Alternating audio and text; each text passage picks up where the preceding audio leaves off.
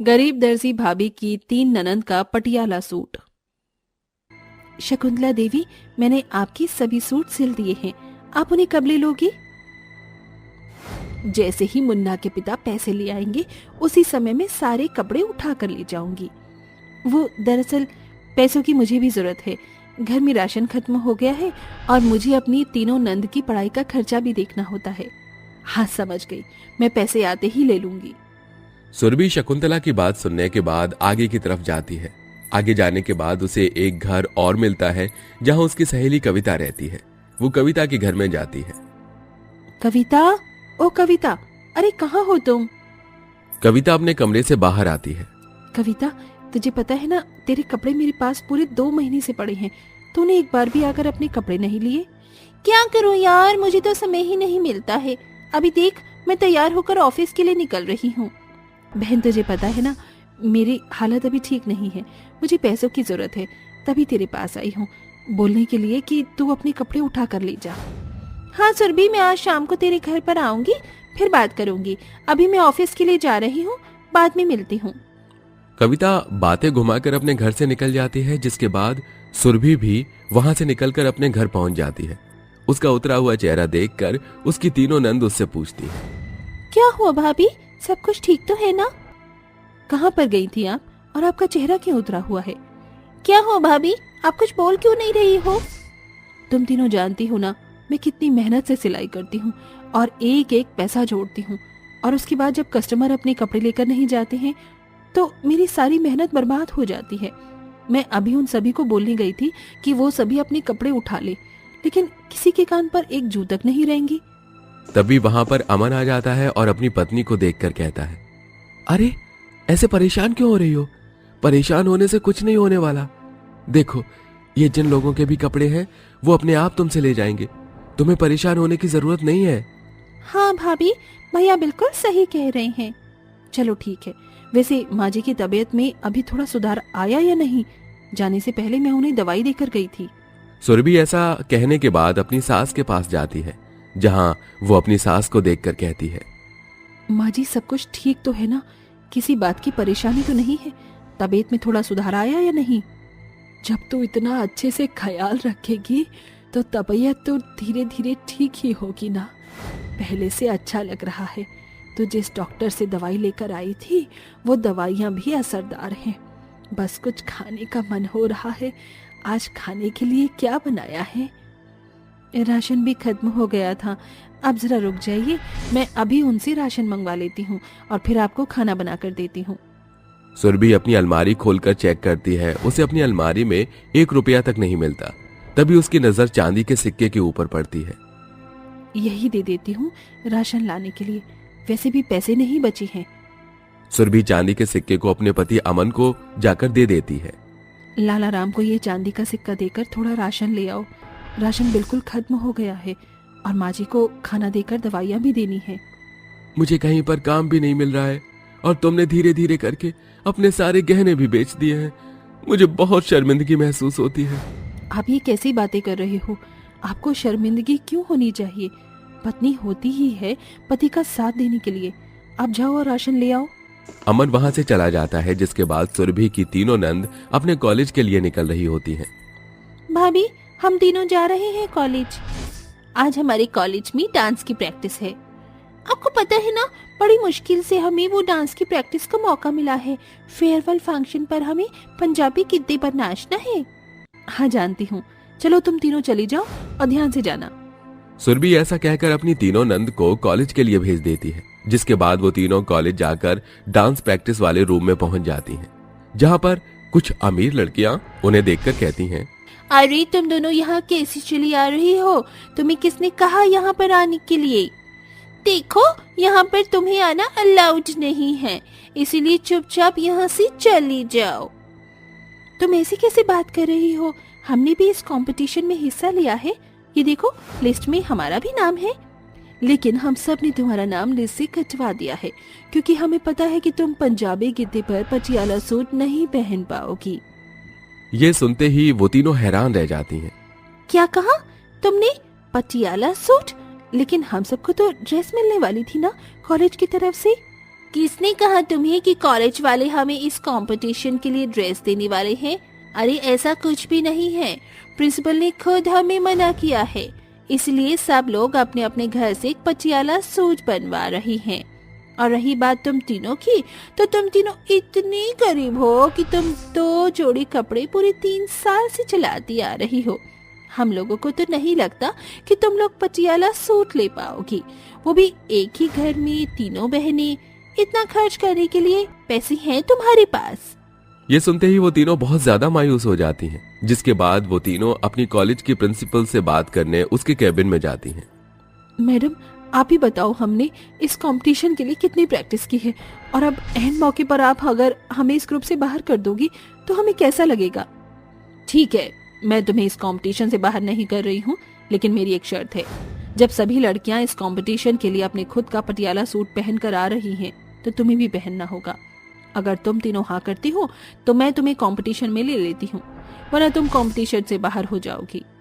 ये सुनते ही वो तीनों अपनी प्रिंसिपल को देखते ही रह जाती हैं। तभी काजल कहती है, ऐसी बात है तो ठीक है, फिर हम लोग भी कंपटीशन के लिए पटियाला सूट पहन कर आएंगे और इस कंपटीशन को जीत कर भी दिखाएंगे। काजल ऐसा कहकर अपनी दोनों बहनों के साथ प्रिंसिपल रूम से बाहर आ जाती है, जिसके बाद उसकी दोनों बहन कहती हैं, हे भगवान, ये तुमने क्या कह दिया प्रिंसिपल से? तुम्हें पता है ना, हमारे पास पटियाला सूट नहीं है और हमारे पास इतने पैसे भी नहीं है कि हम पटियाला सूट लेकर आ सकें। हमारी माँ की तबीयत हमेशा खराब रहती है और भैया का काम हफ्ते में 1 से 2 बार ही चल पाता है, और बेचारी हमारी भाभी दिन रात सिलाई करती है, लेकिन फिर भी उन्हें फायदा नहीं हो पाता। बताओ, अब हम कैसे पटियाला सूट पहनेंगे? समझ तो मुझे भी नहीं आ रहा, लेकिन मैं प्रिंसिपल रूम में पता नहीं जोश जोश में क्या क्या कहकर आ गई। अब हमें भाभी से ही बात करनी होगी। उन तीनों बहनों के पास और कोई चारा नहीं था। वो बहुत उदास होकर वापस घर आती हैं। उनके उदास चेहरे देखते ही उनकी भाभी पूछती हैं, क्या हुआ? कहीं तुम्हारे कंपटीशन से तुम्हें बाहर तो नहीं निकाल दिया?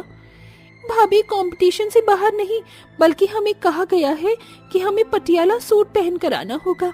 बिना पटियाला सूट के हम कंपटीशन में पंजाबी सॉन्ग पर गिद्दा नहीं कर सकते। अच्छा, ऐसी बात है, कोई बात नहीं, मैं कोशिश करूंगी कि मैं तुम्हारे लिए पटियाला सूट बनाकर तैयार करूं। ये सुनते ही तीनों बहन बहुत खुश हो जाती हैं और वो अपनी भाभी को गले से लगा लेती हैं। अरे वाह भाभी, आपने तो हमारा दिल ही खुश कर दिया। लेकिन आप हमारे लिए पटियाला सूट कैसे बनाओगी? आपके पास तो पैसे भी नहीं है। मेरे पास पैसे नहीं है, लेकिन दिमाग बहुत है। देखो, मैं एक टेलर हूँ और मेरे पास बहुत सारे कपड़ों की कतरन पड़ी है, साथ में अलग अलग प्रकार की लेस भी है। मैं तुम तीनों के लिए कतरन जोड़ जोड़ कर पटियाला सूट सिल सकती हूँ, जो दिखने में बहुत यूनिक और प्यारा लगेगा। सुरभि अपनी नंदों को ऐसा कहने के बाद अपनी सारी की सारी कतरन इकट्ठी करती है और उन्हें एक के बाद एक जोड़ती है। जोड़ जोड़ कर वो बहुत बड़ा कपड़ा बना लेती है, जिसके बाद वो उस कपड़े से अपनी नंद के लिए पटियाला सूट सिलना शुरू करती है। देखते ही देखते वो उन तीनों के लिए बहुत सुंदर और प्यारा पटियाला सूट बनाकर तैयार कर देती है। बताओ, तुम तीनों को ये पटियाला सूट कैसा लग रहा है? फैंटास्टिक भाभी, आपने तो कमाल ही कर दिया। आखिर आपका टैलेंट आज निखर कर बाहर आया है और ये सच में बहुत सुंदर पटियाला सूट बनाया है। वो तीनों बहनें अपनी पटियाला सूट पहनकर अपने कॉलेज के कंपटीशन में पहुंच जाती हैं। उनका पटियाला सूट इतना सुंदर लग रहा था कि सभी की नजर उनके सूट से हटती ही नहीं। वो पटियाला सूट पहनकर गिद्दा करती हैं और उस कंपटीशन को जीत लेती हैं, जिसके बाद उस कॉलेज की सभी लड़कियां उसकी भाभी से उन्हीं के जैसे पटियाला सूट बनवाती हैं। इसी के चलते अब सुरभि एक स्टाइलिश दर्जी वाली बन जाती है और लोगों के पटियाला सूट सिलकर वो अपने घर की परेशानियों को दूर कर देती है। गीता बेटी, उठ गई तू? आजा, मैंने तेरे लिए चिकन सूप बनाया है, गर्मा गर्म सूप पी ले। अरे वाह माँ, ये तो बहुत ही स्वादिष्ट है। मेरी शादी से पहले मुझे आप सूप बनाना अच्छे से सिखा देना। अगर ऐसी बात है तो चल, मैं तुझे आज ही चिकन सूप बनाना बताती हूँ, बहुत ही आसान होता है। कमला अपनी बेटी को चिकन सूप बनाना सिखाती है, जिसके बाद वो खुद चिकन सूप बनाकर अपनी माँ को पिलाती है। ये तो मुझसे भी ज्यादा स्वादिष्ट है। एक ही दिन में तुमने सूप बनाना सीख लिया। जब बाबूजी पैसे लेकर घर आ जाएंगे तो मैं अपने गरीब ससुराल वालों को सूप बनाकर पिलाऊंगी। माँ, ये सूप क्या होता है? जब बनाकर तुम्हें दूंगी तब पी के देखना, बहुत स्वादिष्ट होता है। उससे शरीर में गर्मी आती है, अच्छी अच्छी बीमारियां दूर हो जाती हैं। यहाँ गीता चिकन सूप के सपने देख रही होती है तो वहीं कुछ दोस्त एक रेस्टोरेंट में बैठकर काफी सारा सूप वेस्ट भी कर रहे होते हैं। सर्दी में चिकन सूप पीने का तो मजा ही अलग है। सही कहा भाई, बहुत टेस्टी होता है ये, लेकिन मुझे ऐसा लग रहा है कि हम लोगों ने कुछ ज्यादा ही मंगवा लिया। थोड़ा सा सूप पीने के बाद वो तीनों वहां से उठकर जाने लगते हैं, जिसके बाद वहां टेबल साफ करने रौनक आता है। ये कैसे लोग हैं, पैसा भी वेस्ट करते हैं और खाने पीने की चीज भी। रौनक वो सारा सूप ले जाकर डस्टबिन में डाल देता है और रेस्टोरेंट की टेबल को साफ करके अपने बाकी के काम करने लगता है। उसी वक्त वहां से प्रमोद गुजर रहा होता है। आहा, ये तो गरम गरम सूप की खुशबू है। तभी प्रमोद को कूड़े के ढेर में सूप पड़ा हुआ नजर आता है। अब वो पी तो सकता नहीं था, लेकिन इसी के चलते उसके मुंह में पानी आ जाता है। कितनी ठंड है, काश मैं भी गरम गरम सूप पी पाता, लेकिन मेरी जेब में तो एक फूटी कौड़ी तक नहीं है। प्रमोद ऐसा सोचकर अपने घर लौट आता है, जहां उसकी पत्नी, बहू और बेटा इंतजार कर रहे थे। क्या हुआ पिताजी, आप माँ की दवाइयां नहीं लेकर आए? मालिक ने मुझे पैसे ही नहीं दिए बेटा, अब मैं क्या करूं, मुझे कुछ समझ में नहीं आ रहा। तभी वहां पर पड़ोस की कमलेश नाम की औरत आती है, जो बीमार औरतों का चेकअप करती थी। अरे गीता, कहाँ है तेरी सास? बता, मुझे भी और भी औरतों की चेकअप करने के लिए जाना है। गीता कमलेश को देखते ही उसे अपनी सास के पास ले आती है। कमलेश काकी, ये रही मेरी सास, बहुत ज्यादा तबीयत खराब हो रही है इनकी। गीता के कहने पर कमलेश सुशीला को देखना शुरू कर देती है, जिसके चलते वो सभी से कहती है, अरे तुम्हारी सास को ठंड लग गई है, ठंड उसके सीने में बैठी है, इसीलिए तुम्हें उसे गरम गरम चीज खिलानी होगी, जैसे गर्मा गर्म चिकन सूप हो गया, गर्मा गर्म खिचड़ी हो गई और बाकी की गरम गरम चीज। ऐसा कहने के बाद कमलेश वहां से चली जाती है, जिसके बाद कुणाल कहता है, यहाँ पर इस घर के अंदर खाने का एक दाना तक नहीं है, दवाइयां ला नहीं पा रहे, माँ को चिकन सूप कहाँ से पिलाएंगे? मुझे भी पैसे नहीं मिले बेटा, अब मैं क्या करूं, ऊपर से कहीं काम भी तो नहीं मिल रहा। अगर तीनों ही काम ढूंढना शुरू कर दी तो कहीं ना कहीं हमें काम जरूर मिलेगा। प्रमोद और कुणाल दोनों ही गीता की बात से सहमत होते हैं। अगले दिन से वो तीनों ही काम ढूंढने के लिए निकल पड़ते हैं, पर उन्हें कोई भी काम नहीं मिलता है और वो घर लौट आते हैं। और इस बीच गीता के बेटे राजू की तबीयत बहुत ज्यादा खराब होने लगती है। पहले तो माँ जी की तबीयत इतनी खराब थी और अब मेरी बेटी राजू की भी तबीयत खराब हो गई है। ठंड में हमारे पास गर्म बिस्तर तक नहीं है कि ठंड से बचकर रह पाएं, और ऊपर से उनकी ठंडी को उतारने के लिए चिकन सूप पिलाने की जरूरत है, जिसके लिए हमारे पास पैसे तक नहीं है। माँ, मुझे बहुत ठंड लग रही है, मेरा शरीर कांप रहा है और मुझे भूख भी लग रही है। माँ, गीता अपने आंचल और एक चद्दर से राजू को लपेट लेती है ताकि उसे ज्यादा ठंड न लगे। तो वहीं दूसरी तरफ उनके घर में किसी ने खाना नहीं खाया था, सभी लोग भूखे प्यासे थे। तुम्हारी माँ को खाना खाए हुए पूरे 2 दिन हो गए हैं, उन्होंने खाना नहीं खाया है। बाबूजी, अब मैं क्या करूं? एक काम करता हूं, किसी से उधार पैसे लाकर घर में राशन डलवाता हूं। कहीं काम न मिलने की वजह से कुणाल अपने दोस्तों के घर पर जाता है और उनके दरवाजे पीटने लगता है। अरे सुमित, जरा दरवाजा तो खोल भाई, मेरी मदद कर, मुझे कुछ पैसों की जरूरत है। कुणाल के गेट खटखटाने पर सुमित दरवाजा खोलता है और कहता है, अरे भाई, ये वक्त है क्या कोई घर पर आने का? सुबह नहीं आ सकता था? और मैं तुझे पैसे क्यों दूं? तूने पहले के तो अभी तक चुकाए नहीं है पैसे। अरे भाई ऐसे मत कह, मेरा पूरा परिवार भूखा प्यासा है। भाई तू यहाँ से चला जा, मेरे पास कोई पैसे नहीं है तुझे देने के लिए। सुमित कुणाल के मुंह पर ही दरवाजा बंद कर देता है।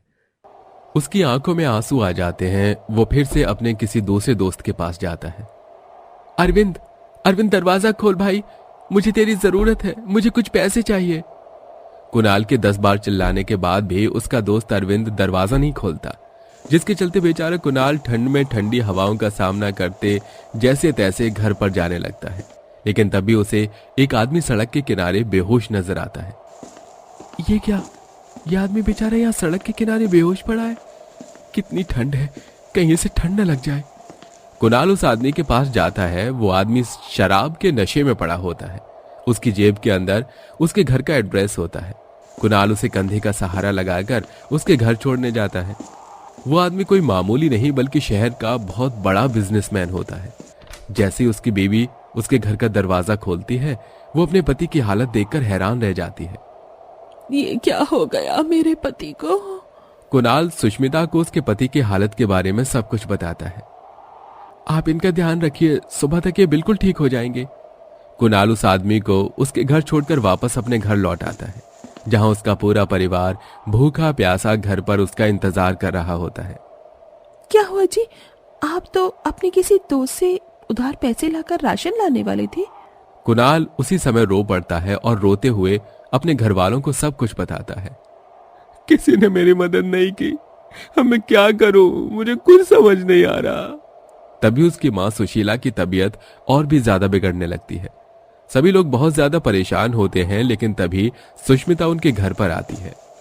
आधी रात में आप मेरे पति को मेरे घर पर छोड़कर गए। आप जितना भला इंसान मैंने इस पूरी दुनिया में कोई नहीं देखा। बिना स्वार्थ के आप वहां से चले आए।